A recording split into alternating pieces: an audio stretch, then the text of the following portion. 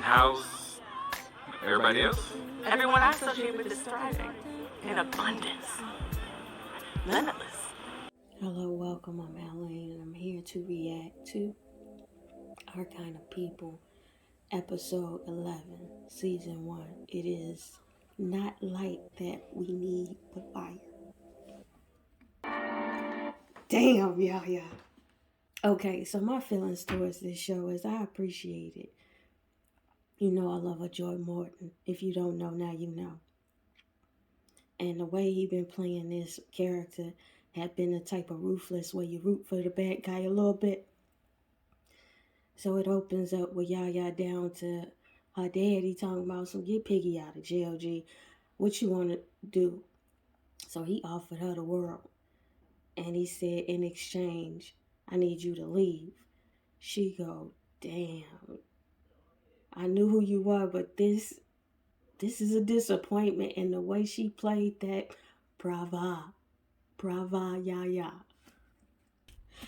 I replayed that scene and I even got a laugh because when she go, you hiding something, and he gestured like, it is what it is. You know what it was. Stop playing her.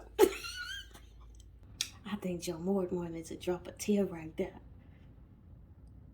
Girl, you did your thing in that scene. I don't know, but Yaya is acting for her fucking life. What the fuck Gee, I ain't never seen. I like this show, but there's been parts of this show where I be like, oh my God, the melodramaticness of it all. But Yaya is playing this real life. So anyway, she down to her salon making braids for the wigs or whatever. So she got the music blasting, she getting drunk, trying to get over the sentiment. So you put yourself in the false euphoria, dopamines and whatnot. So she up here dancing and braiding, woo de woo off the band. So her baby daddy come down the stairs. I'm not good with names. I'll learn them later. But her baby daddy come down the stairs like, girl, the music's is loud. It's 3 a.m. What the fuck is you feeling? So y'all go, girl, I went down there to Teddy to get Piggy out, and then Teddy ass gonna tell me he'll do it if I get off the island for good. Baby daddy go, why would he tell you that? Y'all go, that's the question. Then she go, cause he shook, cause he know I'm on them cheeks, I'm on that ass, girl. The way she is playing this, brava. Where's that Image Award? So baby daddy spitting facts, say revenge is mine, said the Lord. Like, girl, get over that. That's gonna burn you up more than it's gonna burn anybody you plotting on up. So, girl, just let it go, because I done been there. It do nothing but rob you of energy that you can focus on other things. Bless your heart. Hold up, what is dilettante? What's dilettante?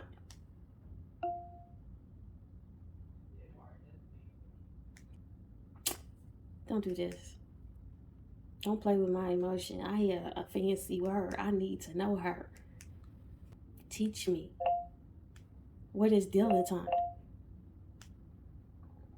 What does dilettante mean?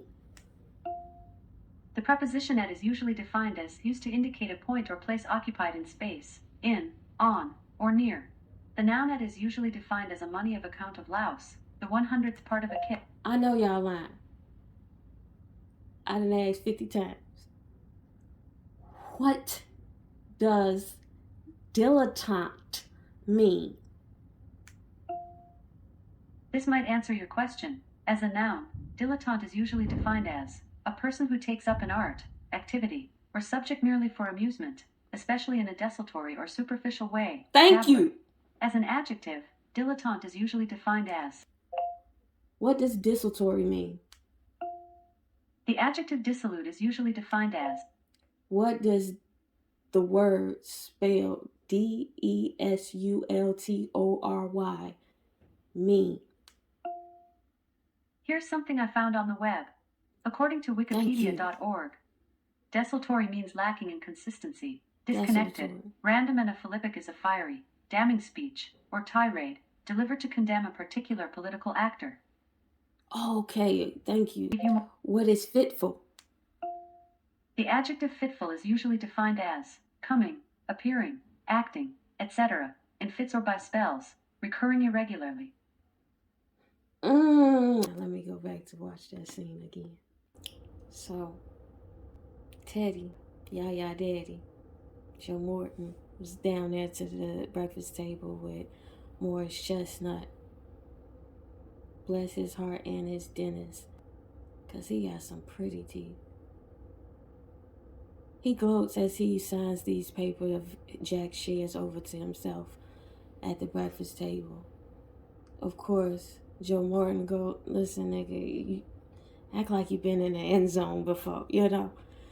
So then Morris Chestnut go, listen, don't nobody really fuck with you like that because you just crush people you love and you do it to make yourself feel bigger. You need people on their knees to make you feel tall. You dangle carrots in front of them and that's how you buy their love. That's why your daughter is on your heels like she is. It's because you dangle things in front of her. But you not knowing if you was really coming from a loving position, you would see that I'm your family nigga and what helps me helps your daughter, it helps your grandchildren. But you not seeing the forest for the trees. All you can see is yourself. We learned a new word. Morris Chestnut down here treating the girls. He just out here just telling everybody the truth. I guess he ain't got no time for it, and I'm with it. If this is the character moving forward, please and thank you. So Morris Chestnut down with his wife and telling his wife, girl, you only can't eat or sleep because of the way you treated your sister. And you only did that because of Teddy said so. He only do that because you keep him feeling good because you don't call him on his shit. And he keep you fat and happy. And she like, oh, wow. Because you wanted to hear it soft when he told you plain. Girl, I'm with it. I appreciate that. It saves time. Let's get to the problem so we can get to some solutions. So her husband, Morris Chestnut, then offered her half of the company. Like, girl, let your father's house go. Let's come on into my house. Come on over to my place. And she's like, come on, our minds together combined, equal footing could probably bust through mountains. So calm that stuff down over there. He can't dangle no carrots in front of you. We run it together. Who run it? We run it. So Yaya daughter was on the phone with her girlfriend. Her girlfriend really playing games because she really with her cousin though. She say I love you and then her girlfriend hang up the phone. Her girlfriend then go over there to her other girlfriend, her cousin, and like, girl, I gotta break up with your cousin. The cousin go, don't break up with her night right now. We trying to get closer, and I think breaking up with her will hurt her feelings. I ain't on that right now. Her girlfriend like, no, I really don't want nobody but you. And so that was that scene. Now we down to Nadine Ellis coming down to talk to Yaya. So she come in and try to explain what happened at the Gracities. And Yaya like, girl, I already know what happened. Your daddy made you do it. Just like Morris Chestnut told you back at the room. Here's what I'm appreciating about why Yaya is playing the shit out of this episode. The way she is playing it is making everybody around her in the scene have to play it honest too. They literally gotta dig deep and feel because Yaya is really feeling it look like. So because she is portraying it like she is sincerely in her feelings, you gotta get down in your feelings with her. So every scene is like pulling people, girl. Anyway, so she told her sister, you didn't came down here, just tell your daddy I didn't took the deal. I'm getting off the island. And as for you and me, I don't really see no purpose in us being in relationship as sisters with each other because you gonna block me every time because you daddy's girl. So, oh, what I forgot to say, she also was like, girl, because her sister tried to throw in her face, well, she doing it for her mama. And y'all like, girl, but my mama is scattered around the place, which tried to put her out of and betrayed her. And you talking about the living, bless your heart. Thank God for your blessings. So Aunt Piggy out of jail. She come in while they on the phone calling for her. She introduced to the information that Teddy and Yaya made a deal. They thinking she got out on his deal that he made. And Piggy like, no, I confess a crime from 30 years ago. Girl, no, that ain't enough. They say they gonna investigate and see what's what, but ain't nobody taking that serious. That some woman off the street just gonna come in here and confess her heart out to killing somebody. That don't happen, girl. So they let me go. Teddy ain't had nothing to do with it, so let's stop being sad. Let's throw me a party. What Joel Santana say? Have a party for me, Bacardi and weed, and let niggas know that I died with the heart of a G. So Nadine Ellis, Yaya's sister, put her foot down. Like, girl, I brought my mama over here. Mama over there reminiscing with the kids. So Teddy come from the back like, what's going on out here? He could barely even greet her because he's shocked by her presence. He sidebars with Nadine Ellis like, girl, what is going on? Why your mama here? She say, listen, if I'm going to sacrifice my relationship with my sister, I might as well get something out the deal. If my mama want to be here, I don't see nothing wrong with her being here. We have all the amenities to make sure she maintains her medicine and is served accordingly so she maintains a level of health. He's stumped by the whole presentation because basically she trying to negate everybody's assumption, both Yaya and Morris Chestnut's assumption that you do whatever Teddy say and he keeps you fat so you don't question nothing he do. So Morris Chestnut telling Lance Gross what he did to win a victory with Teddy down to signing those papers. Then they figure out, well, I got a new job down at Teddy Holdings or whatever, and I can backdoor the password to get some files. They clink up and basically he's saying, I'm gonna need to get back with Angela and make battle against her baby daddy to make it work. Long and short of it, they cheers to that. So Morris Chestnut and Nadine Ellis kids, the son is downstairs, with his girlfriend who's the maid's daughter, or is the maid, whatever. His sister come down there on them and accuse her of stealing some expensive bag of some sort. The maid daughter get angry to the point where I think she hyped herself up in that scene. She got angry and basically said, I know you cheating with Taylor, homegirl, girlfriend. I suggest you stay out my business instead of accusing me of being a gold digger. So Teddy calls in his investigator to try to find something suspicious with Jack's death. Then he wants him to deliver this stipend or whatever it is down to Eve's crown to pay off Angela. So Nadine Ellis go to her mama and ask her, why daddy want my sister off the island? And she deflect the question, basically saying, girl, I just wanted a memory with you. That's why I called you up to have some good memories. Essentially not answering no question. Now we down to Eve's crown where they finna have a party for Piggy. Lance Gross character come in to the party trying to shoot his shot again. And Debbie Morgan, Piggy, is around here championing his endeavors by talking it up and trying to put some blame on herself as to why there's distance between them. As they talking to each other, the baby daddy in the background, mean mugging the whole scenario. And then a mysterious man come in, is homie from the soaps, Debbie Morgan's character, man. So she ain't really killed the dude, she just confessed to killing. He comes back through the party and she realized, oh, he ain't dead. They having this conversation like, why ain't you dead? I thought you was dead. So he was like, the reason I am down here is because they said a woman confessed to my murder.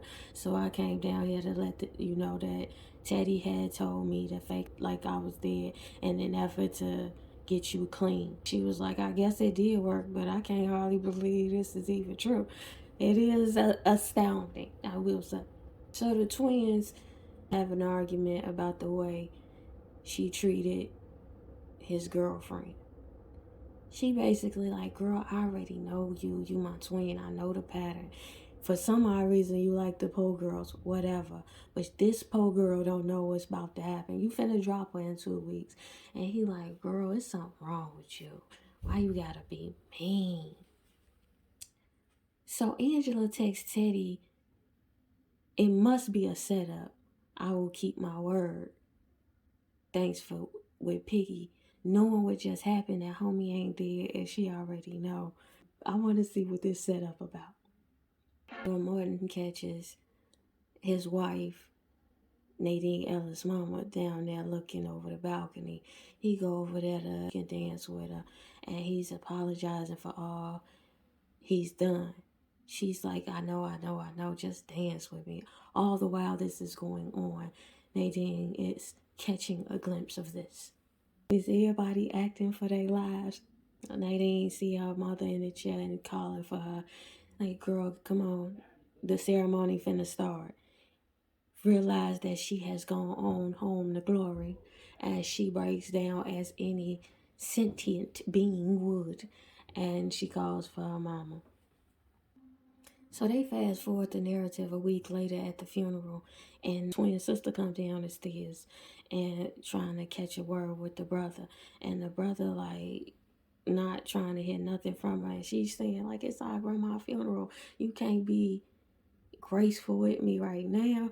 And it's like, no, and he went with the girlfriend over her.